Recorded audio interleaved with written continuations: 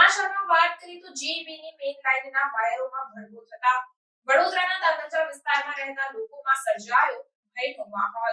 વડોદરા શહેરના તાંદલજા સંતોષનગર ખાતે જીઈબીની મેઇન લાઇનના વાયરોમાં ભડકો થતા દિવાળીના ફટાકડા ફૂટતો હોય તેવો માહોલ સર્જાયો હતો।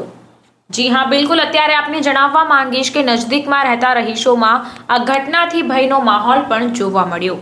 રહીશો દ્વારા માટી નાખી આગ પર કાબુ મેળવવામાં આવ્યો હતો। ત્યારે સદનસીબે આ ઘટનામાં કોઈ જાનહાનિ થઈ નથી।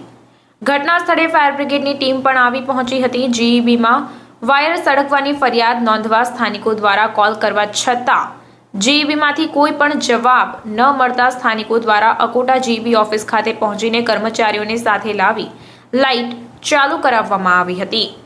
Reporter Dhavalsinh Solanki, India plus news, Vadodara.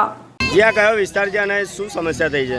આ સંતોષનગર ચાંદેલા વિસ્તારમાં આવેલું છે, રિલાયન્સ મોલની પાછળ। અહીંયા અકોટા સબ ડિવિઝન લાગે છે।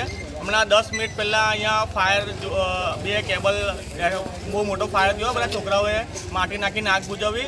તો જે જીબી તંત્ર છે શું કરે છે આજે કમસે કમ 20-25 દિવસ આવું ચાલી રહ્યું છે। અમે કમ્પ્લેનો કરીને થાકી ગયા છે પણ કોઈ આવતું નથી। આ એટલે જ્યારથી બી સબ મીટરો પેલું મીટર લાગે છે ઇલેક્ટ્રોનિક મીટર, તો એનાથી બધો પ્રોબ્લેમ થાય છે। તો હમણાં શું બનાવો, હમણાં કઈ રીતે બન્યો? હમણાં કમસે કમ અડધો કલાક સુધી તો ફાયર ચાલ્યું છે। તો આગ લાગી તો પછી બીજા આજુબાજુ બધાના ઘર હતા તો સળગવાના હતા, બધાએ માટી નાખીને આગ ઓલવી છે હમણાં।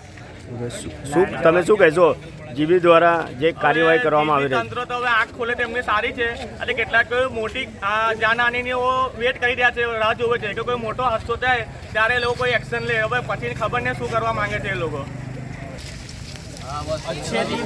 તાંદલજામાં આ 3 થી 4થો બનાવ છે। ડેલી રાત્રે 12 વાગ્યા પછી આજે સવારે લાઇટ આવશે। હમણાં તમે જોજો, આ લાઇટ ગતી ને સવારે 8-9 વાગે લાઇટ આવશે એટલે બધાએ કામ ધંધો છોડીને આની પાછળ બેસી રહેવાનું। લોકોના દિવસ પણ ખરાબ જાય છે આના અંદર।